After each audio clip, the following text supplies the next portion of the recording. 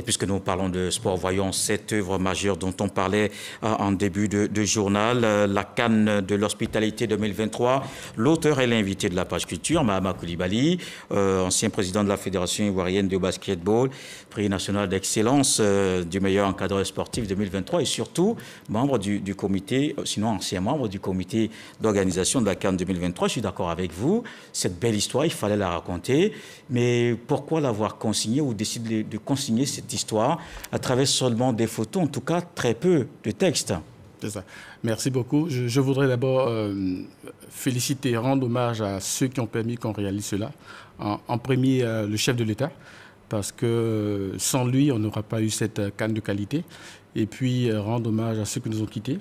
Le tout dernier, c'est le président Suri Diabaté, le Premier ministre Ahmed Bakayoko, le Premier ministre Amadou Gon, le photographe journaliste Koné Nathan, et Madame Yoda.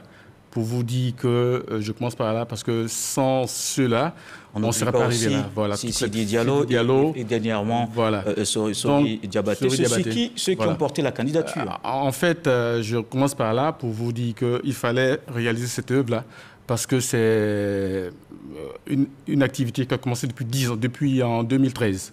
Donc depuis la candidature qui s'est passée à Addis Abeba. Et donc il était important pour nous de retracer cette œuvre en photo, parce que c'est une œuvre d'art, de culture, de communication, de marketing et d'histoire. Et c'était important que l'histoire retienne cette CAN mémorable pour la postérité. Alors, et dans ces images, on voit bien que vous avez immortalisé des lieux, des scènes.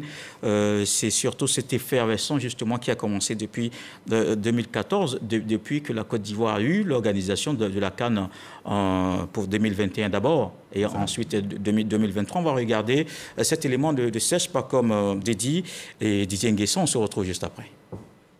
Cette production livresque, intitulée La CAN de l'hospitalité 2023, rappelle les moments forts de la 34e édition de la Coupe d'Afrique des Nations organisée par la Côte d'Ivoire. Ce, depuis l'obtention de l'organisation du championnat à la compétition, soldée par le Sacre des éléphants de Côte d'Ivoire.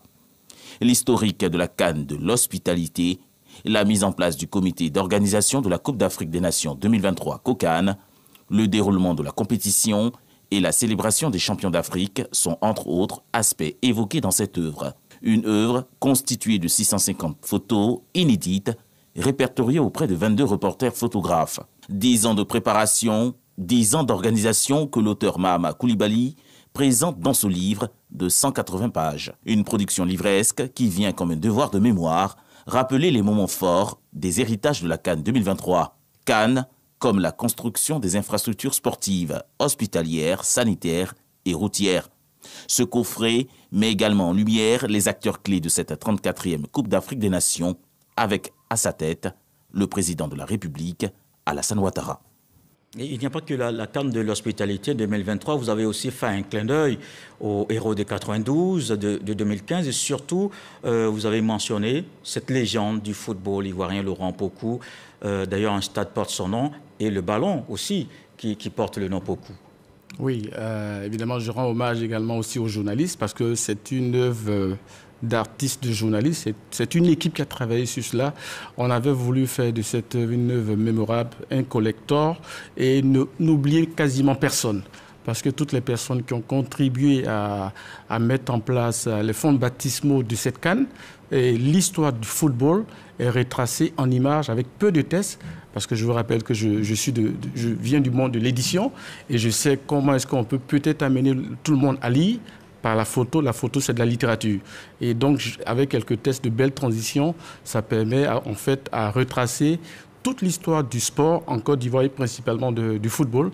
Et on espère que cette œuvre-là va servir de vernissage dans pas mal d'endroits et principalement dans les stades qui ont été bien retracés de façon culturelle, artistique, pour que le devenir de la Côte d'Ivoire soit de bâtir des infrastructures de proximité afin qu'on puisse faire de la Côte d'Ivoire un vrai pays de grands événements et de résultats sportifs de grande valeur.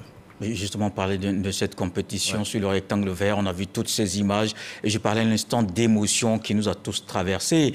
On se rappelle de ce match, en tout cas pour nous autres, ce match à Bouaké où on était encore une fois presque déçu. Et puis, face au Mali, c'est peut-être une autre résurrection. C'est autant d'événements, autant d'émotions que vous avez retracées dans cet ouvrage. Je le souligne parce que ça a été particulièrement émouvant pour chacun, j'imagine, et pour vous aussi. Tout à fait.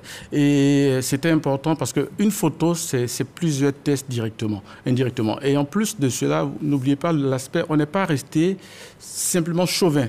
On a retracé en fait les photos de tous les pays africains qui étaient là et tous les matchs ont été retracés en images de telle sorte à ce qu'on puisse la voir dans les 24 pays qui ont participé et la version anglaise est également prête pour qu'on puisse marquer l'Afrique, le monde en termes de savoir-faire, d'héritage, en termes de livres. Je pense que c'est la première fois qu'on a cette qualité de livre et j'espère que ça va faire école pour qu'on sache qu'en plus de la CAN que nous avons organisée, nous avons un savoir-faire pour donner un héritage et continuer à faire vibrer les nations et que ça puisse servir d'élément de motivation d'une société comme la Côte d'Ivoire. Est-ce que vous pensez vraiment qu'en une seule publication, en un seul tome, vous avez tout dit? Je pensais avoir, ou du moins je voulais, moi, souhaiter voir dans cet ouvrage des témoignages de tous ces étrangers, ces visiteurs qui sont venus en Côte d'Ivoire. Ils ont dit tellement de belles choses sur la Côte d'Ivoire que certains découvraient. Pourquoi c'est un choix d'édition? Oui, c'est un choix d'édition pour rester complètement focus sur la partie activité, sur la partie émotion qu'on a connue. On l'a fait autrement, vous savez, on a fait une enquête de satisfaction auprès de quelques acteurs à travers les journalistes, vous le savez certainement. Et donc, on a fait un mémoire sur cela. Mais là, il fallait rester sur l'activité, sur l'histoire de cette compétition pour que dans 40 ans, dans toutes les familles, on puisse avoir ce beau livre-là. C'est un choix, vous savez, un auteur... Une équipe d'auteurs ne peut pas tout faire, mais on essaie de voir qu'est-ce qui peut être l'essentiel et je pense qu'on a fait l'essentiel dans cette œuvre-là, autant pour la diplomatie de la Côte d'Ivoire, autant pour l'histoire de la Côte d'Ivoire, autant pour l'héritage de cette CAN-là, pour qu'on puisse répéter. J'espère bien que la CAF, à partir de ce livre, pourra nous permettre d'organiser une prochaine Coupe d'Afrique et on espère pouvoir avoir ces mêmes émotions. En tout cas, c'est inspirant pour tous les Ivoiriens et c'était ça le but. D'ailleurs, la Côte d'Ivoire, puisque c'est l'actualité, l'héritage de la CAN était